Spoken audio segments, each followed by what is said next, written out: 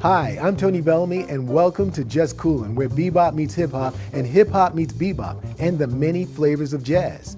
On this show, we pay tribute to past jazz greats, innovators that developed modern music.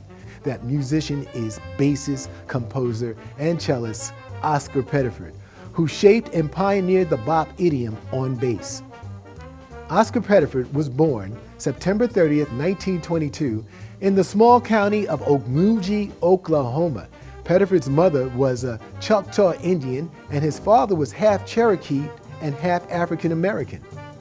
Like many African Americans with Native heritage, it wasn't known, mine included. Oscar Pettiford grew up in Minneapolis playing in the family band in which he sang and danced before switching to piano at age 12, then to double bass when he was 14. The reason? Well, he wanted to switch because he didn't like the way other people were playing the bass. So he developed his own ideas on playing it. Pettiford's bass playing was admired by the likes of bassist Milt Hinton at age 14. Pettiford, though, didn't believe he could make a living as a musician, so he quit.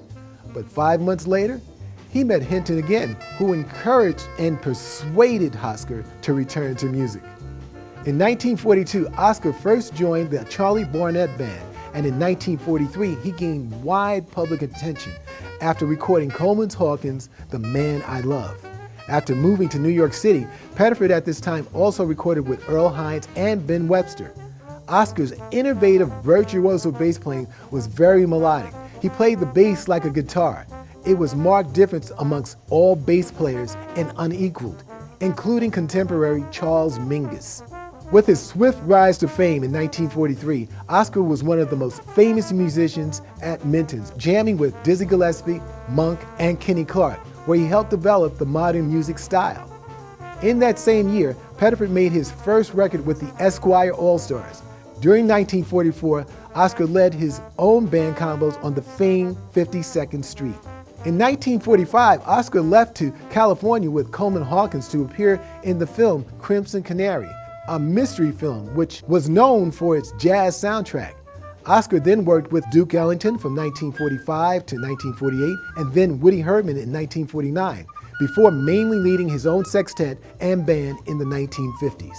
As a leader, Oscar inadvertently discovered saxophonist Cannonball Adderley. You see, Adderley was an unknown music teacher who was just in town and was a replacement for a sick band musician. Cannonball soloed on a demanding piece, and as they say, the rest is history about Cannonball. Pettiford is also considered the pioneer of the cello in jazz. In 1949, after suffering a broken arm, Pettiford found it impossible to play the bass. So he added the cello as a secondary instrument to perform with the same tone, and many of his recordings, he added the cello in there. Just to name a few, Oscar Pettiford's best known recordings are Laverne's Walk, Bohemia After Dark, and Swinging Till the Girls Come Home. In 1958 through 1960, he toured in England and throughout Europe, working with Stan Getz, Attila Zoller, and Bud Powell, and Kenny Clarke. In 1956, he moved and lived in Copenhagen, Denmark, until 1960 when he died at age 37 of a polio-like disease. When Oscar Pettiford played, or Op played, everybody knew. Let's get started and let the music play here on WJAZ.